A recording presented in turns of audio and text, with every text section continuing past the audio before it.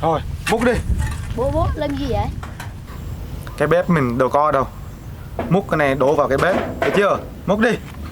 Chừ. Mấy tháng trời rồi, không thấy mặt.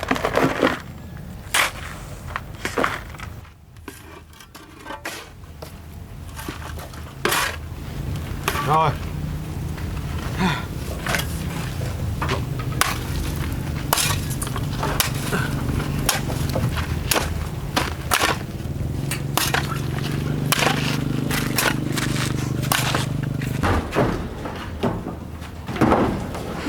Mệt quá, bố này.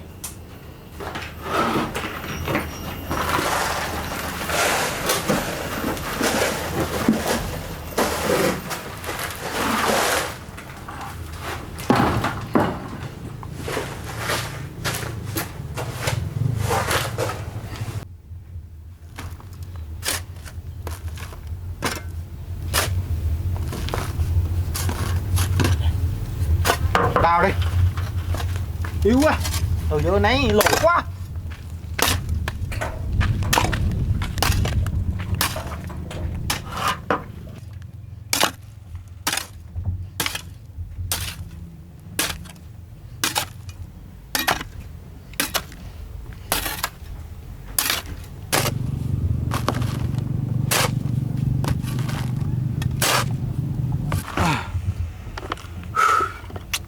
Quá. Ui, chắc trừ rồi đó. Còn nhà mình không có lửa, quét thì nó mất rồi. Thôi, con đi qua nhà hàng xóm lấy lửa cho bố nha. Để bố nướng cá rồi bố con mới ăn cơm. Tí nữa lại đi làm nữa nha. Dạ.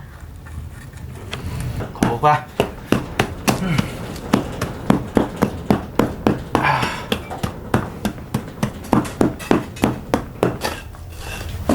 Đẹp rồi.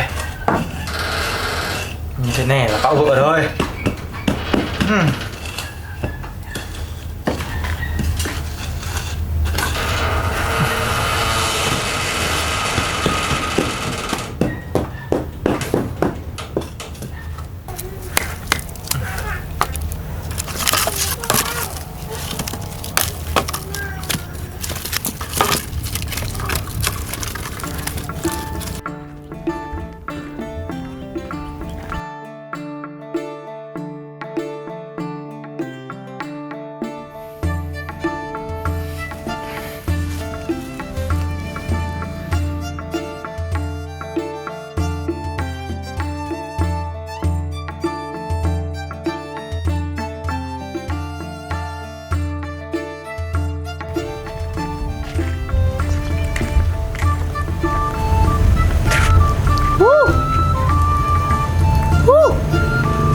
Nó ở đâu nhỉ?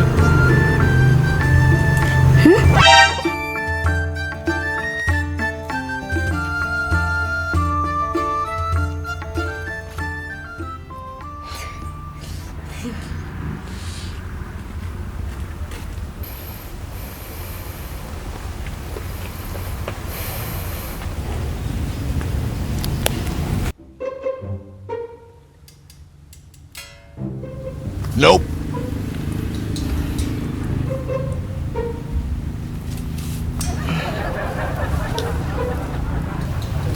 Nope.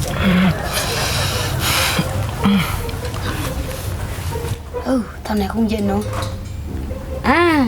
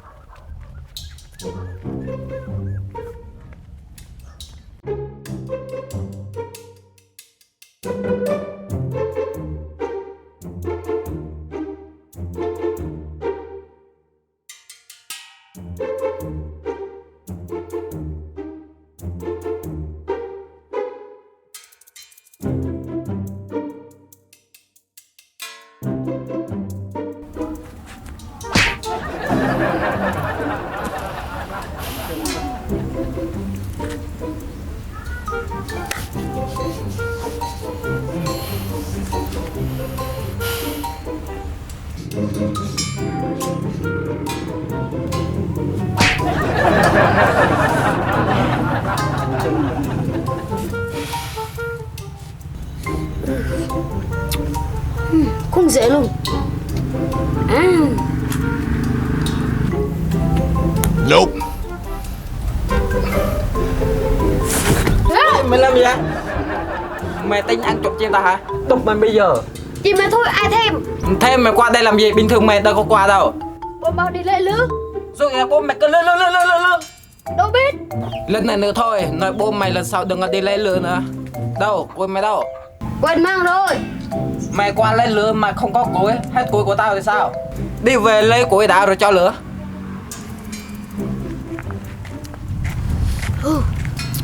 Đi lấy không có lương. Với nhà thì xa nữa. À,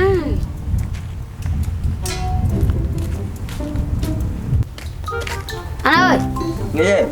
bao em báo lấy lứa. Nướng thịt heo. Kêu ăn uống rượu luôn. Thật không vậy? Em đâu là sao đó, em có lời gì đâu. Bây giờ em đi lấy đi. Bây giờ anh đói rượu quá rồi.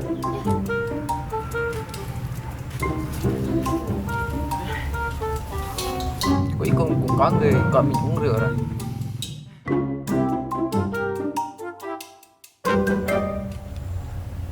Anh, em đi chưa kìa. Đi về đây.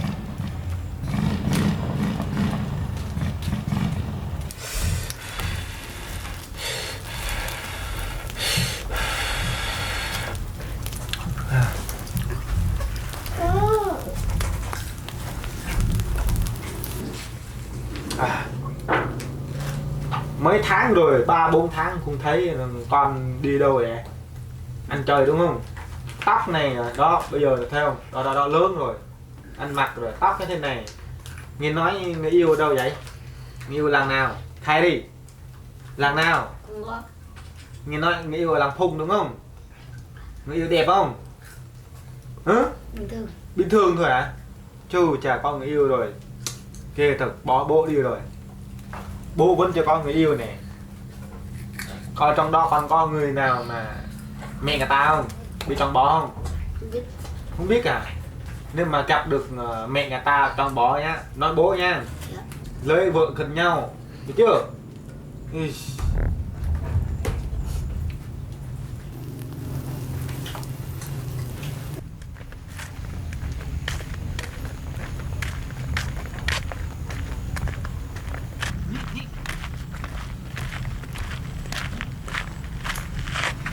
Ê, chào nha.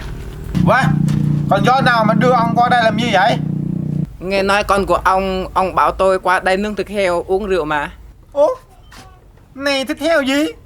Con bố tôi ăn mắm ăn cơm mà. Rượu nào ở đây? Ủa? Con nói thật hả? Không nói vậy, nó không cho lứa. Ôi trời ơi, chết rồi. Không có. Nói như vậy để ông cho nó lửa mang về để nấu mắm ăn cơm thôi. Làm gì có thịt heo ở đây. Ôi trời ơi. Nghèo nát giờ heo đâu ra nữa. Ôi. À. Thôi, lỡ rồi. Qua đây luôn. Để tao bảo nó đi mua rượu. Ăn cơm tí đã. Mày đi mua rượu nha. Nói người ta như vậy rồi. Người ta lỡ đến nhà rồi. Qua đây. Này, cầm cái can. Xong rồi đi mua rượu nha. Rượu tiền đâu mà bố. Ê, tiền không có. Mua được rượu. Đó là mấy tài. Giống như con mới qua lấy lửa đó. Biết chưa? À, Đi. Thôi, ông qua đây đi. Ăn cơm tí. Rượu về rồi mình uống. Chù, giờ này bôi xù. Mắt đen thui vậy. Mày mới về từ châu Phi hay sao vậy?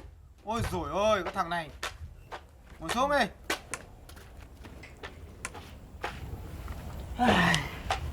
Sao? Làm ăn thế nào rồi?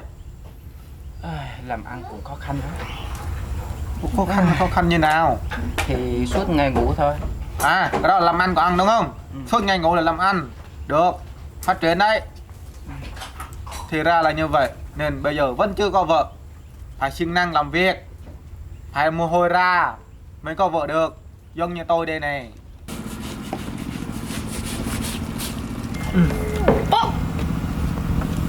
Ủa? Sao về rồi? Rượu đâu? không có rượu. Vẫn không được, thêm lẻ tay chứ. Thằng này láo vậy.